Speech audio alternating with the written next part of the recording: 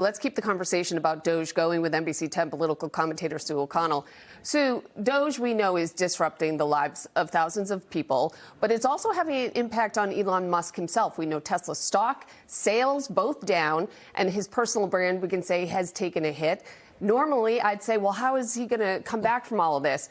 He's a billionaire in power. I mean, does any of it matter? In other words, the negative impacts on him? That's a good question, JC. I'm sure he'll be fine no matter what happens. But look, the thing about Elon Musk is that he is very hard to pin down.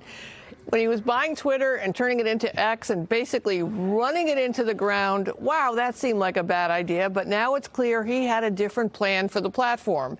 And one would think that alienating your corporate board, your stockholders, your dealerships, inspiring Tesla protests and boycotts, that might be the death knell for a CEO in leadership. But Musk has a mostly friendly board who approved a ridiculous pay package for him, which is currently tied up in court. And at the same time, financial experts have a very dim view of Tesla's near future. So whatever happens, I'm sure he'll live to fight another day.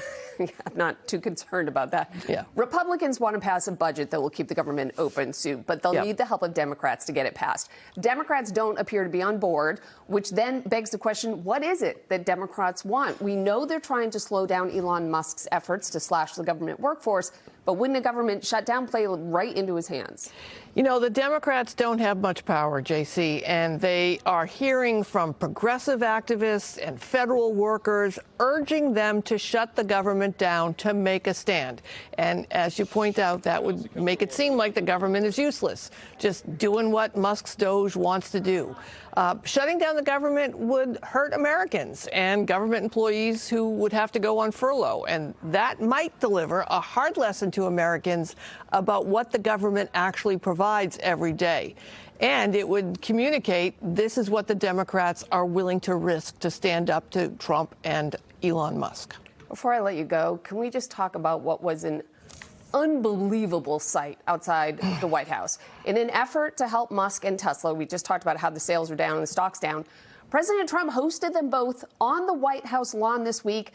He even read from a sales pitch. We've had a couple of people say, isn't that illegal? This is the president of the United States. What can you tell us? So from my understanding, it's not illegal. There is a law called the Hatch Act, but it hasn't applied to President Trump the first 4 years, nor is it applying to him now. Look, I've grown a little numb about Trump's side hustles.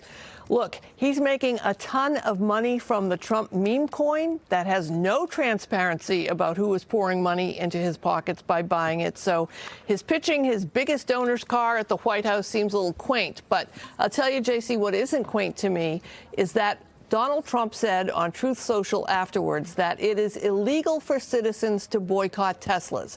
No, it is not. And since both Trump and Musk are these big free speech advocates, you think they might know a thing or two that boycotting a business is protected by the First Amendment's right to free speech. So that's the part that has me most worried. Well, and the White House lawn looking like a car lot was a little unsettling. NBC 10 political commentator Sue O'Connell, thank you as always. You're welcome.